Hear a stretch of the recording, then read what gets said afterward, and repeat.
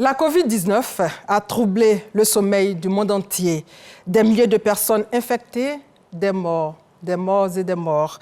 Après diagnostic, après constat, il fallait dans l'urgence trouver des moyens simples pour protéger les populations contre cette pandémie. Parmi ces moyens sûrs et efficaces, il y a la vaccination, qui a démarré ici même en Côte d'Ivoire depuis le 1er mars 2021.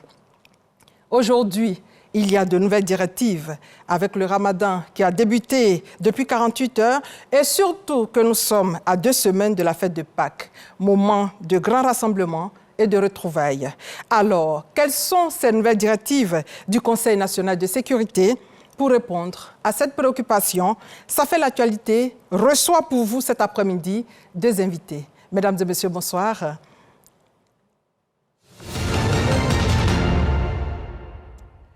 Avant de nous installer, rendons-nous directement à Koumassi, dans un centre Covid, pour voir la campagne de vaccination sur place. C'est un élément d'Ahmed Traoré.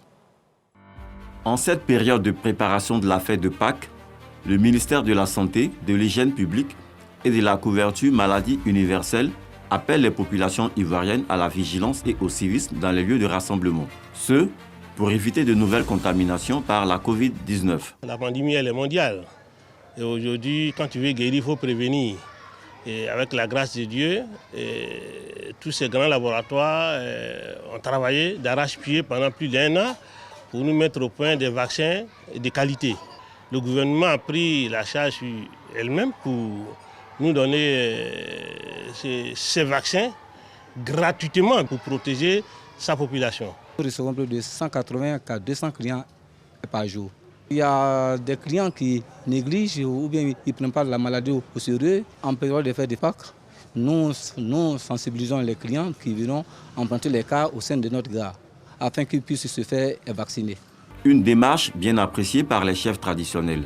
Ceux-ci ont saisi l'occasion pour exhorter les populations à la vigilance durant ces moments de grandes festivités. Se vacciner, c'est faire fuir cette maladie. C'est une maladie dangereuse. Je demande à tout le monde de se faire vacciner. Se vacciner, c'est gagner la paix. Si tu n'es pas vacciné, il est vraiment difficile que tu sois heureux demain. Parce que quand tu n'es pas vacciné, tu es suivi par la maladie. Or, une fois que tu es vacciné, la maladie met peur de toi. Donc je demande à toute la population de se faire vacciner. La commune de Koumassi compte le plus grand nombre de vaccinés selon les statistiques du ministère de la Santé et de l'Hygiène publique. Les populations conscientes du bien fondé de cette campagne affluent vers les lieux de vaccination. La maladie est réelle. Le bonheur de se vacciner parce que le bien, pouvoir vivre en harmonie, pouvoir rester en bonne santé.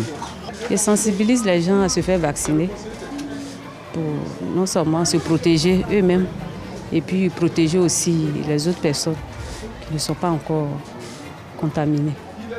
Les autorités du ministère de la Santé et de l'Hygiène publique ont rappelé que la population cible à vacciner a été élargie aux 18 ans et plus.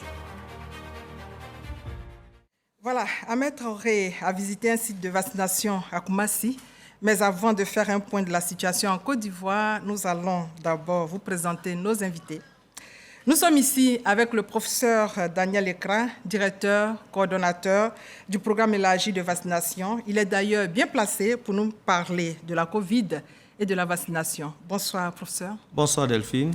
Avec nous également, Dr Raymond Bourboteau. Il est le conseiller technique du ministre de la Santé et de l'Hygiène publique et de la couverture maladie universelle, membre du comité de vaccination Covid. Bonsoir, docteur. Bonsoir, madame. À l'ouverture justement de ce plateau, nous avons vu le reportage d'Ahmed Traoré sur une vaste campagne de vaccination à Koumassi avec des messages forts. Alors, docteur Brou, la Côte d'Ivoire a démarré la campagne le 1er mars 2021 au Parc des Sports de Trècheville. Ensuite, elle a été étendue au Grand Abidjan en avril 2021, puis à l'intérieur du pays. Est-ce qu'on peut avoir une idée du taux de vaccination sur le plan national aujourd'hui? Merci. Aujourd'hui, les personnes complètement vaccinées en Côte d'Ivoire, c'est 25% de la population âgée de 12 ans et plus, mais c'est 11 514 000 doses que nous avons injectées depuis le début de la vaccination Covid en Côte d'Ivoire. Plus de 11 millions de doses. Vous confirmez, professeur, le bien fondé donc, de la vaccination aujourd'hui. Au départ, il y a eu beaucoup de doutes et beaucoup de préjugés. Oui, Effectivement, on confirme le bien fondé de la vaccination parce que vous avez dit en entrée qu'il y a beaucoup de mesures qui ont été prises. On se rappelle des mesures barrières, notamment le port de masques et aussi les lavages de mains et autres. Mais la vaccination constitue l'un des moyens les plus importants et qui va nous permettre donc de faire face à cette pandémie pendant longtemps. Et donc, c'est pour ça que cette vaccination doit continuer. Dr Brou vous a donné les chiffres.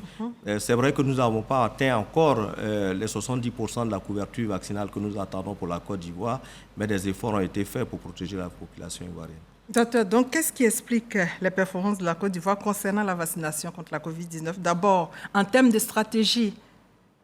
Alors, la stratégie, elle a été d'abord au niveau de une bonne coordination.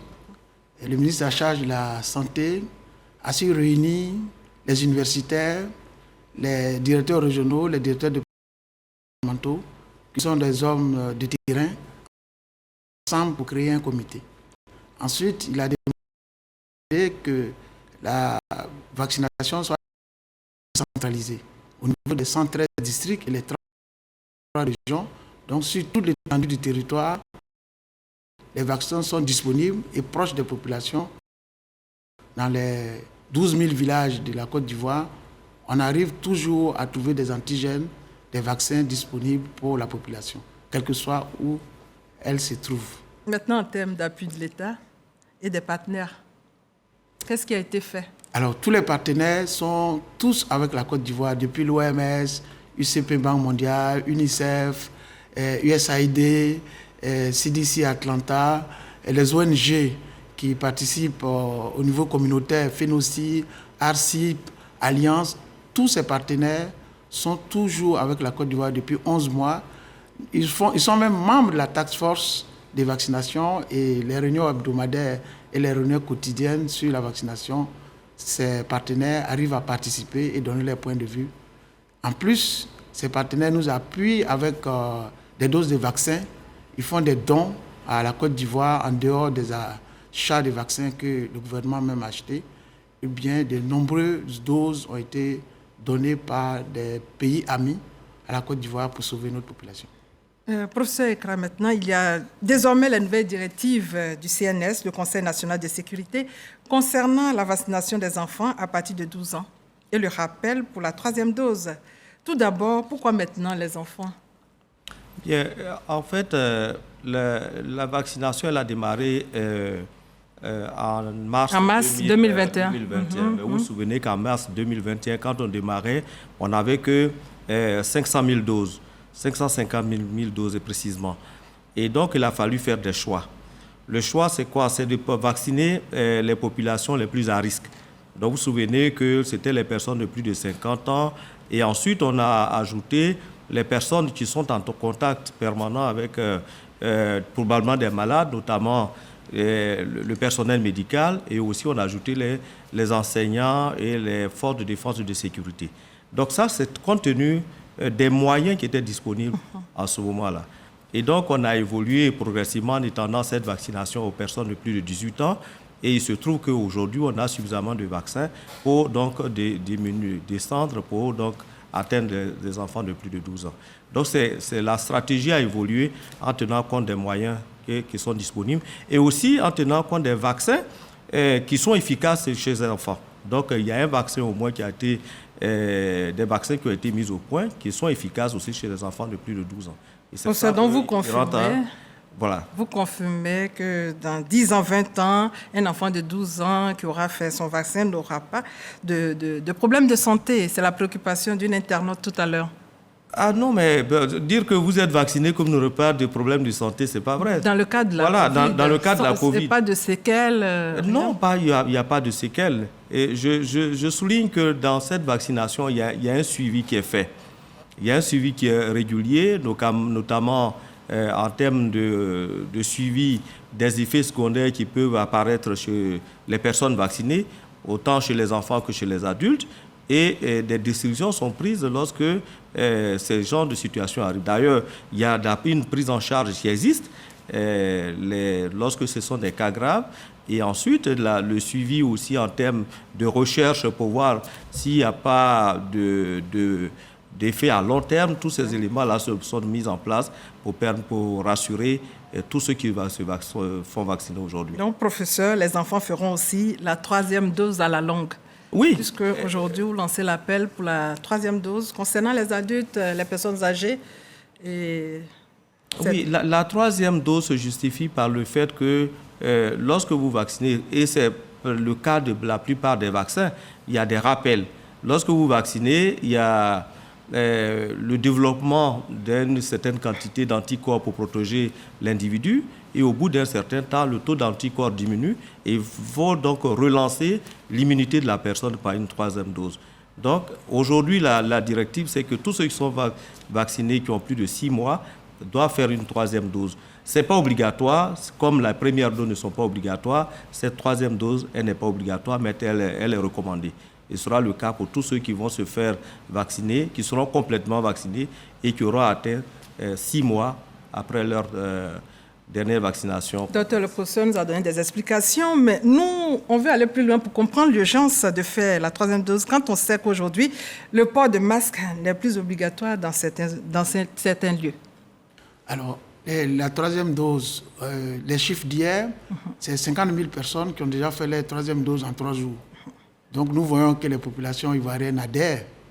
Ensuite, pour les 12 à 17 ans, c'est 150 000 enfants qui ont déjà fait en 3 jours leur dose de vaccin Pfizer pour se protéger. La vaccination, elle est bonne. Si aujourd'hui, le masque est tombé dans les rues déjà, c'est grâce à la vaccination. Et progressivement, nous sommes à 25% de complètement vaccinés. C'est sûr que lorsque nous allons tendre vers les 50% de vaccinés, les masques vont tomber dans les lieux clos, les lieux climatisés, dans les salons. Et ce serait une bonne chose pour la population. Bonne chose, professeur. Pas d'obligation de port de masque, mais en même temps, nous parle de la 3e dose. Une internaute disait qu'elle ne comprenait pas. Oui. Vous allez nous rassurer, c'est important. Oui. C'est en même temps la sensibilisation sur ce plateau. Ça. Merci. Prenez toutes les maladies pour lesquelles il y a un vaccin. En général, la lutte contre ces maladies ne se limite pas seulement au vaccin. Il y a d'autres mesures. Mais lorsque le vaccin existe et qu'il y a une bonne couverture par la vaccination, les autres mesures deviennent, je peux dire, un peu secondaires. Et c'est ce que nous sommes en train de faire avec la COVID-19. Si toute la population est vaccinée, c'est vrai que le virus va continuer à circuler, mais on n'aura pas de cas graves et l'incidence même de la maladie va diminuer. Et donc, comme Dr Brou le disait tantôt, on va laisser tomber les masques. Aujourd'hui, on dit de ne pas porter les masques. On peut ne pas porter les masques dans les milieux ouverts, mais aussi plus tard, lorsqu'on sera tous vaccinés, on sera peut-être à 70-80% de couverture vaccinale, ce ne sera pas nécessaire, même dans les lieux fermés, de porter le masque. Donc, finalement, c'est la vaccination qui va rester la stratégie la plus pérenne, voilà, pour pouvoir faire face à cette pandémie. Professeur, notre directeur, M. Koné Lansine, a fait sa 3e dose la semaine dernière. Oui. Il demande à ses collaborateurs d'en faire autant. Mais est-ce qu'on peut faire la 3e dose si on n'a pas été vacciné pour la 1re et la 2e dose? Mais voilà, donc si vous n'avez pas la 1re dose, donc votre dose sera la 1re. Et ensuite, vous allez faire la 2e dose. Et ensuite, 6 mois après, vous ferez la 3e dose. Et donc, je félicite monsieur le directeur général d'avoir fait son vaccin, de donner l'exemple. Le directeur des magazines d'information, le directeur général aussi. Voilà, donc c'est un bon exemple. Et j'espère que tout le personnel de la RTI va le suivre pour permettre à ce qu'on puisse mettre hors de la RTI la COVID-19. Du coup, il y a des campagnes qui sont lancées aujourd'hui. Dr Brou, quelles sont les activités de sensibilisation pour gagner le pari de la mobilisation face à ces nouvelles directives du CNS? Alors, merci. Cette 3e campagne est nationale, dénommée la campagne Pâques-nous Saint, a débuté depuis le mois de mars, fin mars, et ça se prolonge jusqu'au 8 avril. L'objectif, c'est de vacciner 3 millions de personnes et pour leur permettre non seulement de faire passer bien le fête des Pâques, parce que on a constaté qu'il y a une migration interne lorsque nous sommes en période de Pâques, du sud vers le centre. Donc les régions sanitaires de San Pedro, le Boclé, l'Anawa, le Gor, le Lot-du-Bois, Abidjan même est concerné, Anjebi-Tiassa, Lamé, déjà avec les transporteurs, depuis environ déjà près de 3 à 4 semaines, on voit que les populations commencent à migrer vers le centre. Mais migrer, c'est bien, mais il n'est pas question que les populations migrent pour se contaminer ou contaminer les parents qui sont dans la zone de V-Baoulé, dans le Béquet, le Bélier, les Nzi. Donc, le ministre en charge de la Santé, le ministre Pierre Demba, nous a demandé d'organiser une intensification, qui est une campagne nationale qui prend en compte les 12 ans et plus, ceux qui ont les comorbidités, qui ont l'hypertension, le diabète, le cancer, qui vivent avec ces maladies, doivent se faire vacciner. Les élèves doivent se faire vacciner, les paysans doivent se faire vacciner. Tant que vous n'avez pas fait les doses, alors vous êtes à risque parce que le virus, le professeur l'a dit tout à l'heure, le virus circule toujours et la logistique, par exemple les cas, sont un moyen, un outil important pour le virus de passer du sud au nord en passant par les centres. Donc, nous avons demandé que d'abord les 113 districts, les 33 régions sanitaires puissent faire la vaccination, mais nous sommes accompagnés par les transporteurs. Et dans les gares, vous avez vu l'élément tout à l'heure, à Koumassi, eh bien, les transporteurs, ils participent à cette vaccination, ils sensibilisent leurs clients. Ensuite, dans les marchés. Mais nous partons plus loin.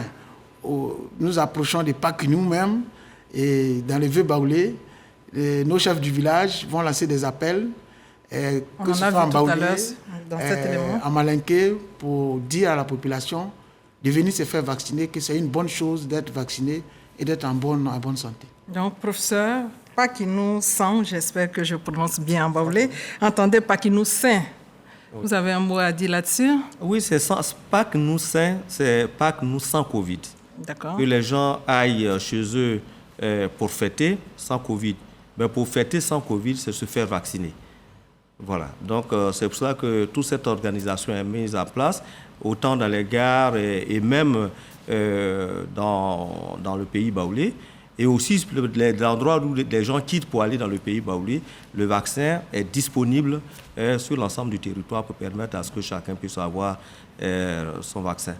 Je voudrais dire que quand on regarde aujourd'hui l'épidémiologie de la Covid, en Côte d'Ivoire, on a l'impression qu'on est tant vers la fin de la Covid. Ouais. Mais sachez qu'en Chine, où les premiers cas ont été détectés, aujourd'hui, il y a une flambée qu'on appelle de Covid, au point où une ville comme Shanghai, qui fait plus de 26 millions d'habitants, est confinée.